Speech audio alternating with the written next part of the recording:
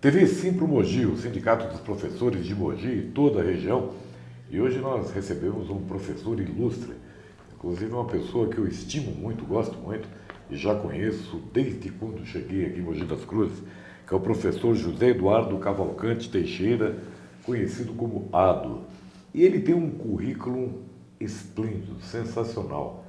É realmente magnânimo o currículo do professor Ado. Veja só, ele é graduado em Biomedicina pela UMC em 1975. É recente. Foi ontem, né, Cláudio? Especialista em Patologia Clínica pela UMC, especialista em Medicina Nuclear in vitro pela Universidade de São Paulo, especialista em Biologia Celular, UMC também, especialista em Hematologia pelo CNBPC. SNBPC, Sociedade Nacional Biomédica de Patologia Clínica. Muito interessante. Especialista em análises clínicas e atualmente ele é vice-provedor da Santa Casa aqui de Mogi das Cruzes, secretário-geral aqui do Simpro, também ex-membro dos conselhos regional e federal de biomedicina, ex-membro relator da Comissão de Ética do Conselho Regional de São Paulo e professor da UMC, Universidade de Mogi das Cruzes, há 42 anos. Começou a dar aula bem jovenzinho. Né? Nem tanto, né? Você está sendo muito delicado, Cláudio. Nem mais ou menos jovem, mas realmente já faz um tempinho, tem razão. Tá certo. E hoje a gente vai falar sobre políticas públicas. Ele é mestre em políticas públicas na Universidade de Mogi das Cruzes. Eu quero saber alguma coisa, eu não entendo nada disso, sou um neófito à esquerda em políticas públicas. O que são políticas públicas, Ado? Você me permite antes, Cláudio, cumprimentá-lo e dizer que realmente é um grande prazer em reencontrá-lo e ser entrevistado por você. A nossa amizade realmente vem de longa data e é um prazer estar aqui ao seu lado. Muito obrigado, grato. Viu? Mas vamos falar de políticas públicas. Pois é, Cláudio. Políticas públicas, hoje em dia, a população em geral vive permanentemente sendo massacrada por uma série de expressões nos noticiários, das rádios, TVs e etc. E se fala muito em políticas públicas. O que são políticas públicas? As políticas públicas são representadas por ações, atos e programas do Estado voltadas para o direito social, ou seja, o direito da cidadania. As políticas públicas, na sua grande maioria, são representadas, inclusive, por direitos constitucionais. Um exemplo simples: uma benfeitoria que uma prefeitura realize no seu bairro é considerada uma política pública. Hoje em dia, no conceito mais atual, as políticas públicas estão voltadas, dentro dos direitos às cidadanias, à busca do bem-estar social, Cláudio. Beleza. E a quem são destinadas as políticas públicas? Cláudio, isso é muito interessante. As políticas públicas são destinadas a todos os indivíduos em uma sociedade de forma geral, sem distinção de sexo, raça, religião ou condição socioeconômica, a todos realmente em geral. Objetiva o bem-estar, e este é o conceito atual, Cláudio, que se dá às políticas públicas. As políticas públicas hoje devem ser voltadas ao bem-estar social da população. Nesse governo nosso atual, agora vigente no Brasil, com relação a políticas públicas, qual a nota que você daria de 0 a 5, por exemplo? Cláudio, olha, eu acho que infelizmente o nosso país, infelizmente eu digo até com muita tristeza, fica devendo muito. Porque a Organização das Nações Unidas, a ONU, preocupada com a população de forma geral, universal, com relação à sua qualidade de vida, ao seu modus vivendi, criou um ranqueamento dos países baseado no chamado IDH, Índice de Desenvolvimento Humano. Por quê? Porque é uma maneira de se avaliar as políticas públicas voltadas ou políticas públicas que são impostas e pelas ações dos programas de governo dos países em geral, voltadas para a população no interesse da benesse humana, dos direitos humanos. O IDH, o Índice de Desenvolvimento Humano, a ONU, a partir do IDH, do Índice de Desenvolvimento Humano, e do chamado PNUD, que é o Programa das Nações Unidas voltadas para o Desenvolvimento, Cláudio, concluindo a sua pergunta, criou um ranqueamento, e neste ranqueamento existe um índice. E o Brasil, em termos de qualidade de vida, porque indiretamente o IDH, ele avalia a qualidade de vida, nós ocupamos a posição 79ª do ranking, ficando inclusive abaixo do Azerbaijão, o que infelizmente não é um bom sinal. Muito distante do primeiro colocado, que é justamente a Noruega, que tem o melhor índice de IDH no mundo. E voltamos em alguns instantes, continuando a bater papo com o professor Ado. E se você tiver alguma dúvida a respeito de políticas públicas ou alguma coisa relativa à biomedicina também, e queira entrar em contato com o professor Ado, dê um pulinho aqui no Simpro, que fica na rua Carmela Dutra 147, no Jardim Esplanada. Ou então ligue 11 4799 7066.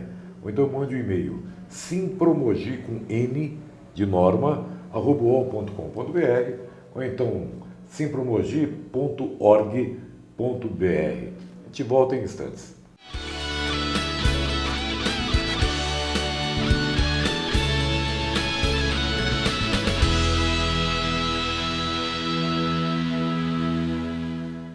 Professor, por meio do site do Simpro, você pode denunciar irregularidades. Clique na aba Atendimento e depois no link Denúncias.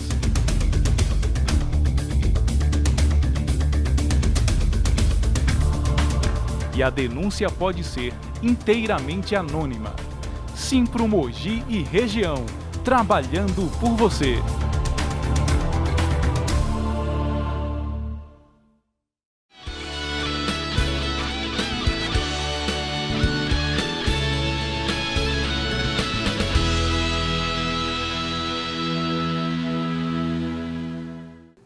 E estamos de volta aqui na TV Simpro, no Sindicato dos Professores de Mogi e de toda a região, e hoje recebendo galhardamente o professor Ado, nosso amigo de muito tempo já. Professor Ado, uma coisa, o IDH, o Índice de Desenvolvimento Humano, como é feito? Quais são os parâmetros para se medir isso e vai de quanto a quanto? Isso quantitativamente e qualitativamente? Claro. Cláudio, isso é muito importante porque é uma referência da ONU. A ONU, através do chamado PNUD, Programa das Nações Unidas voltadas para o Desenvolvimento, a partir de 1993, baseado no IDH, Índice de Desenvolvimento Humano, começou a fazer uma publicação de ranqueamento dos países. O IDH é baseado nas publicações em trabalhos científicos de 2 economistas renomados no mundo. Isso foi criado por eles em 1990. Mahmoud Uhagi, que é um economista paquistanês, e Amartya Sen, que é um renomado economista indiano, que aliás recebeu o Prêmio Nobel da Economia posteriormente. Esse ranking ele é estabelecido em cima de 3 pilares: Produto Interno Bruto per capita do país, conceitos avaliativos de educação e conceitos avaliativos de longevidade. A educação, Cláudio, ela é avaliada pelos índices de analfabetismo, ou seja, matrículas o número de matrículas em todos os níveis educacionais do país. A longevidade, ela não é mensurada apenas pelo período de vida entre o nascimento e a morte, mas sim também pela qualidade de vida e salubridade de vida neste período. A sua escala vai de 0 a 1, sendo 0,5 nota de corte. Até 0,499 é um péssimo índice.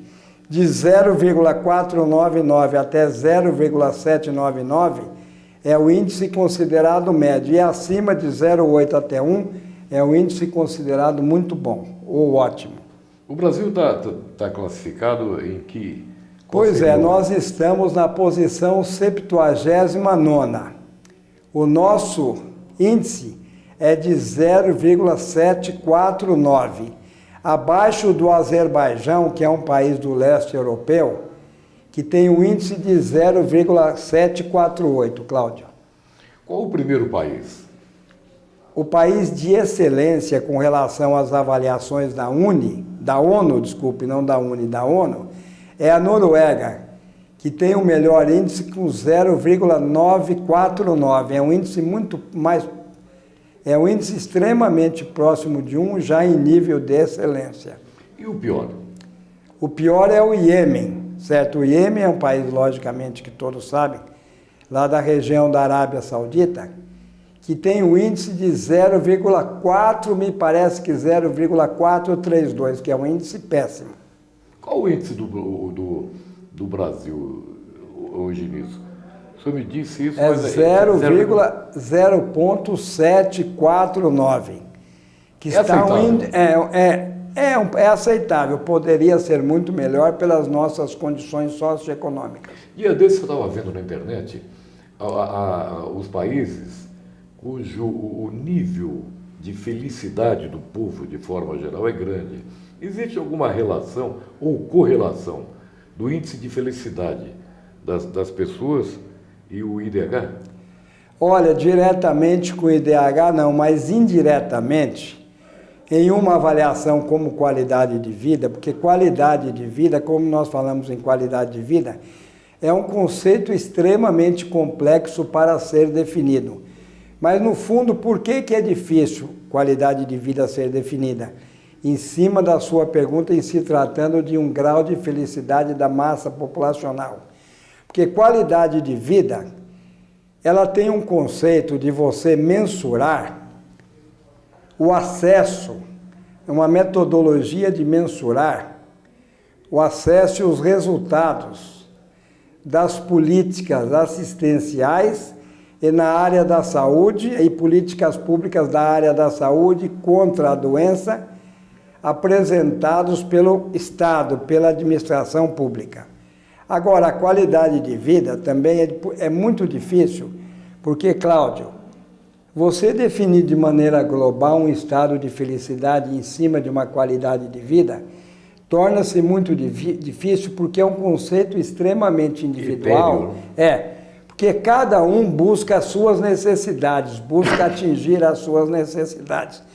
E a satisfação de umas necessidades para uns não é a mesma satisfação de necessidades para os outros.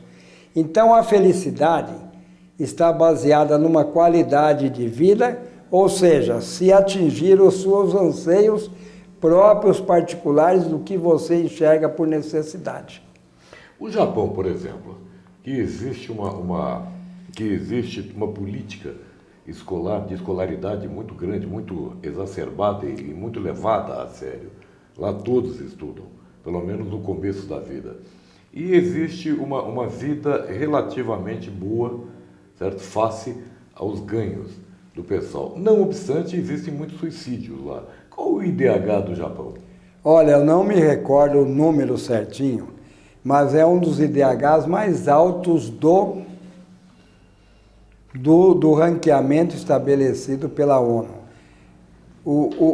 Eu tenho quase certeza que o IDH do Japão está bem acima de 0,8, ou seja, muito próximo ao critério de excelência, principalmente pelo PIB per capita, pelos índices de educação, e lá, melhor do que eu, você sabe, um outro índice tripartite dessa análise é a longevidade. Você sabe que a longevidade no Japão serve de exemplo para o mundo inteiro, dentro das condições de saúde e de salubridade também. Aliás, faz parte do conceito oriental de respeito, não é verdade? Exato. Mas a gente volta já logo após o nosso intervalo. Para a gente continuar, eu quero explorar mais o professorado a respeito desse IDH e de políticas públicas de forma geral. De volta já já.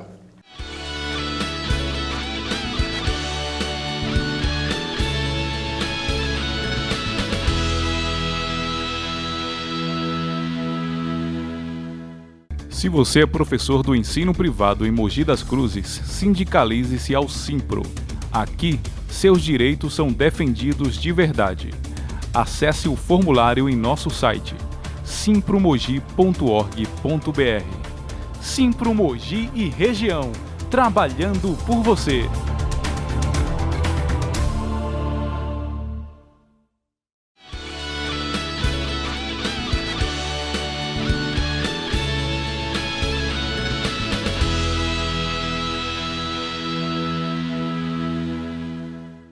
E estamos de volta aqui na TV Simpro e hoje recebendo o professor Ado.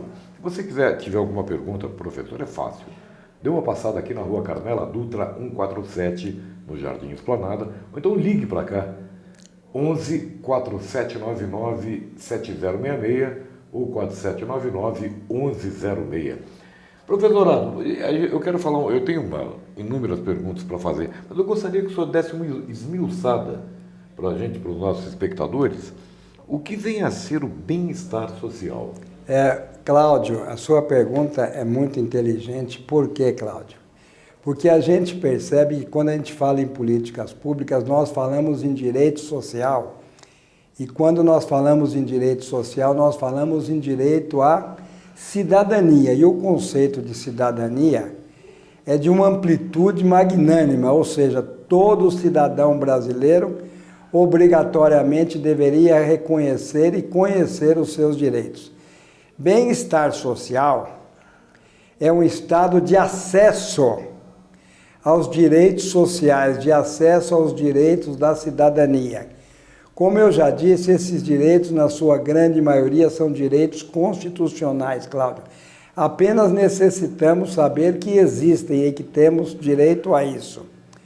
O bem-estar social, também conhecido como welfare state, foi um movimento, esse welfare state foi um movimento que começou na Europa, mais ou menos pela época de 1930, mais especificamente na França e Inglaterra, onde se buscou proteção do Estado para os riscos de catástrofes sociais.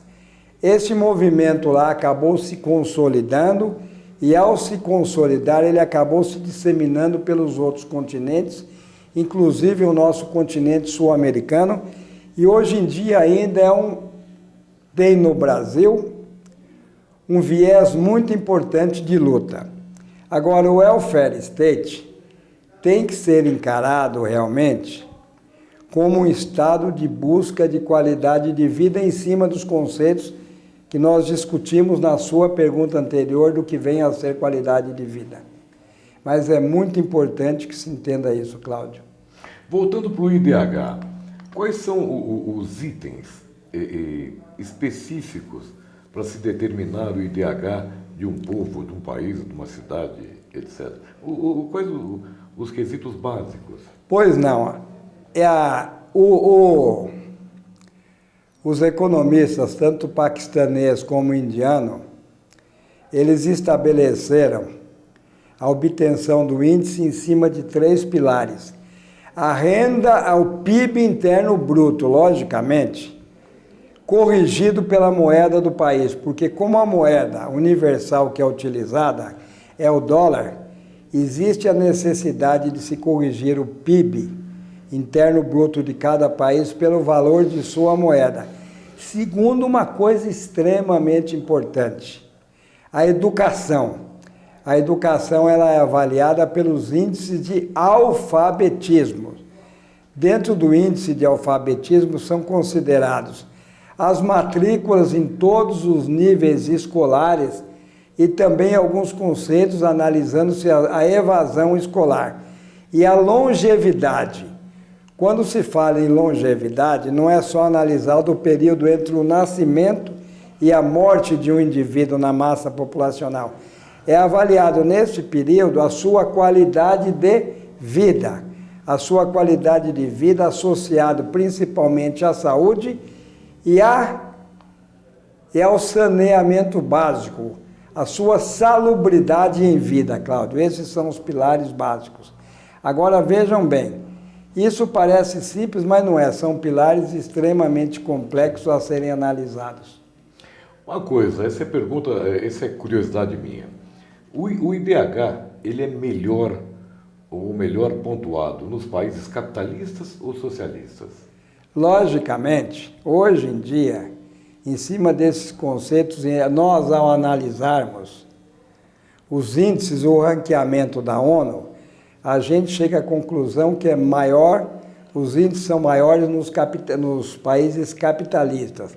Até porque, Cláudio, quando a gente fala em IDH, indiretamente nós estamos falando em qualidade de vida, não é só, entretanto, a posição econômica ou socioeconômica de um indivíduo que vai levar a uma melhora de IDH, mas sim um contexto geral de análise, que é a grande importância que se dá ao PNUD, esse Programa das Nações Unidas voltadas para o desenvolvimento, que lhe dá credibilidade. Vamos falar um bocadinho de Estado. Isso é complicado. Como é que você caracteriza ou esmiuça Estado? Você é terrível, Cláudio. Você me põe contra a parede. Essa é uma definição. Quando a gente fala em Estado, o povo em geral vai, na grande maioria das vezes, entende Estado como uma área territorial demarcada por marcos específicos, confrontando um Estado com outro. Mas tudo que nós observamos todos os dias no noticiário, o Estado brasileiro, quando nós falamos em Estado brasileiro, Estado grafado com E maiúsculo, ele não diz respeito à área territorial, mas sim diz respeito a uma organização, um Estado organizacional administrativo. Nada mais é do que uma entidade política com poder soberano de administrar um povo. Isso que é o Estado. Então, o nosso Estado brasileiro, o Brasil é um regime federativo, é composto por 3 entes: o federal, estadual, municipal, e representado por o quê? Pelo seu executivo, legislativo e judiciário. Esse é o nosso Estado brasileiro, como entidade organizacional política, com poder soberano de governar e de decidir. Com todo o background seu a respeito de IDH, de políticas públicas, de bem-estar social, a gente poderia lançar aqui a do 2018? De jeito nenhum, Cláudio. Eu acho que eu já dei. Eu me sinto orgulhoso de ter sido vereador em Mogi das Cruzes. Mas acredito que nos mandatos que eu estive na Câmara Municipal eu já cumpri meu papel. Hoje em dia tenho me dedicado à docência, já escrevi, estou reescrevendo alguns livros científicos que eu já publiquei, frequentar colégios e buscar me especializar na compreensão até do mundo. Tá, Zé. Muito obrigado pela presença aqui. Obrigado, Cláudio. A sua presença é sempre muito bem-vinda e a sua exposição é muito elucidativa para todos os nossos espectadores. Muito obrigado, Cláudio. Você me dá um segundinho para complementar? Por favor. É uma coisa que para mim é importante. Como nós estamos no Simpro, eu tenho um entendimento muito sério sobre o papel dos sindicatos e entre eles o nosso Simpro de Mogi das Cruzes com relação às políticas públicas. Como as políticas públicas são voltadas para o direito à cidadania da comunidade toda em geral, e como cada sindicato representa um determinado segmento dessa coletividade, eu acho que compete aos sindicatos, inclusive, a obrigação de avaliar, de acompanhar, inclusive de indicar políticas públicas para o segmento ao qual ele representa. Obrigado pela atenção, Cláudio. Muito obrigado, foi um prazer estar aqui contigo. Você é sempre bem-vindo aqui na TV Muito Simpro. obrigado, caro amigo. E a TV Simpro volta semana que vem.